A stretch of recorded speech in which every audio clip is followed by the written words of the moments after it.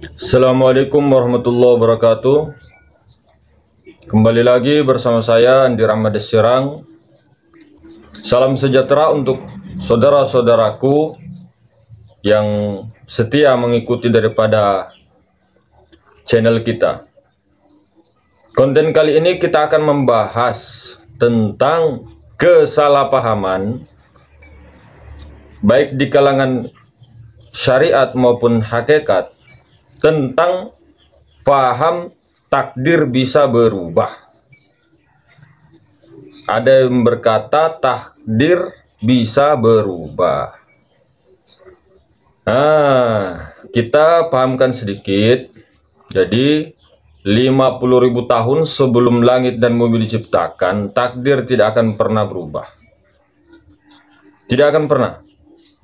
Ibarat pena itu ditulis di dalam kertas, itu diangkat, dikunci, digembok, dan tidak akan pernah berubah.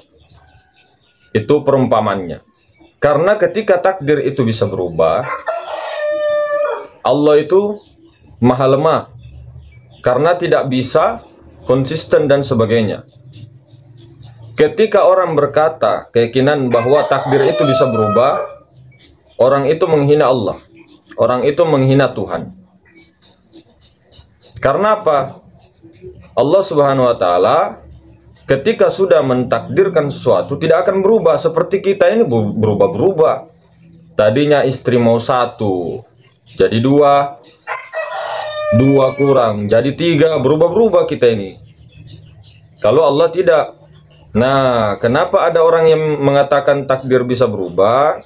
Karena terbaginya 2 faham. Takdir mubram dan takdir mu'allak.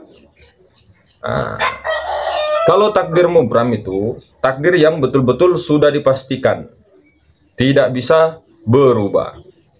Kemudian takdir mu'allak, orang-orang sebagian ustadz-ustadz kita mengatakan takdir mu'allak adalah takdir yang bisa dirubah, takdir mubram yang tidak bisa berubah.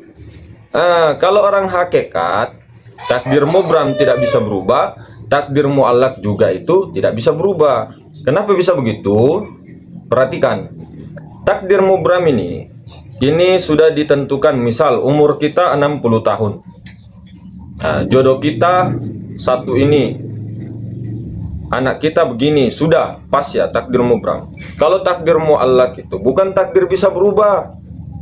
Ibarat begini, misal nanti sore jam 4 itu saya mau pergi bersilaturahmi. Kalau bersilaturahmi umurnya panjang sampai 60. Kalau nanti sore jam 4 itu saya tidak bersilaturahmi, umurnya tetap 40 tahun misal gitu. Kemudian kalau jam 4 sore itu saya tertidur, berarti saya tidak dapat rezeki dan sebagainya. Ini jadi takdir mu'allak ini bukan takdir bisa berubah, tapi takdir mu'allak ini adalah catatan para malaikat. Jadi catatan para malaikat yang dibawa oleh malaikat itu sebagai pilihan di sini. Jadi sebagai pilihan untuk manusianya itu. Kelihatannya dia memilih nomor 1, akan tetapi di sini sudah tertulis nomor 1. Dia memilih 60 tahun hidupnya dengan bersilaturahim. Dengan bersilaturahim umurnya sampai 60. Yang nomor 2 dengan tidak bersilaturahim umurnya cuma 40. Tapi di sini sudah tertulis 60. Meskipun pun misal ganti orang lagi, di sini tertulis 40 tahun, ya. Tapi di takdir mu'allak ini catatan para malaikat itu banyak. Kelihatannya orang ini memilih, tapi di sini sudah ditentukan 50.000 tahun sebelum langit dan bumi diciptakan.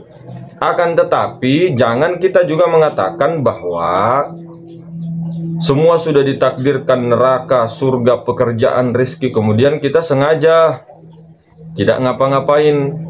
Ini juga tidak sesuai dengan ahlu sunnah wal jamaah gitu.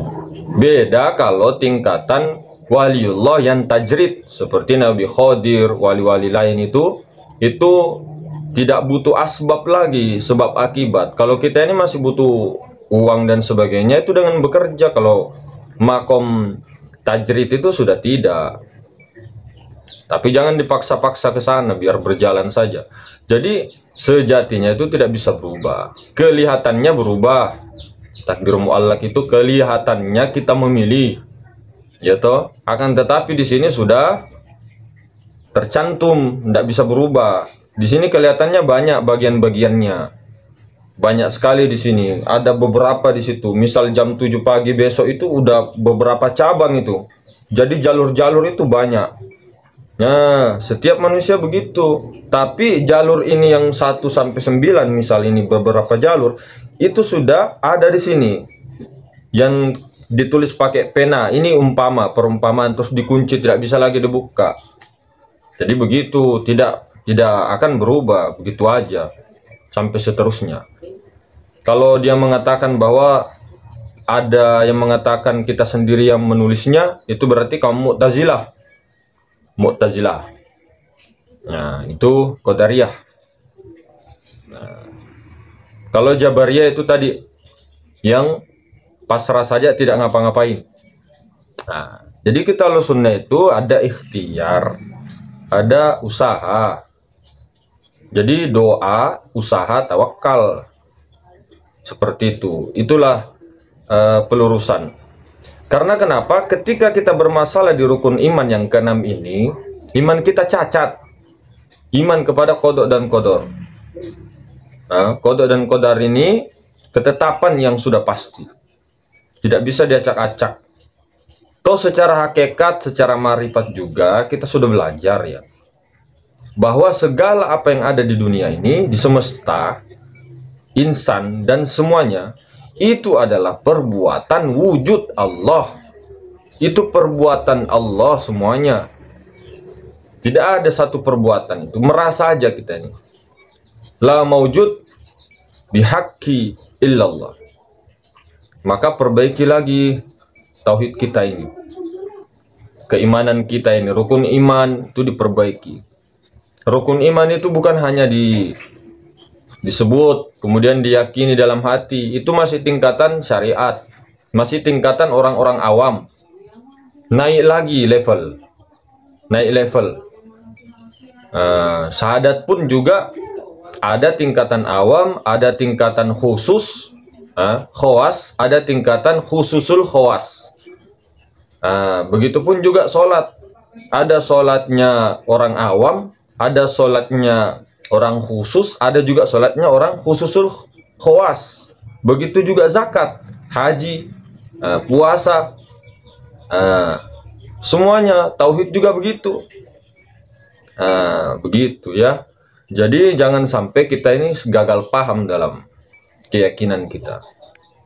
Oke, saudaraku, saya sudah jawab pertanyaannya. Mohon maaf jika banyak salah. Mohon pamit undur diri. Assalamualaikum warahmatullahi wabarakatuh.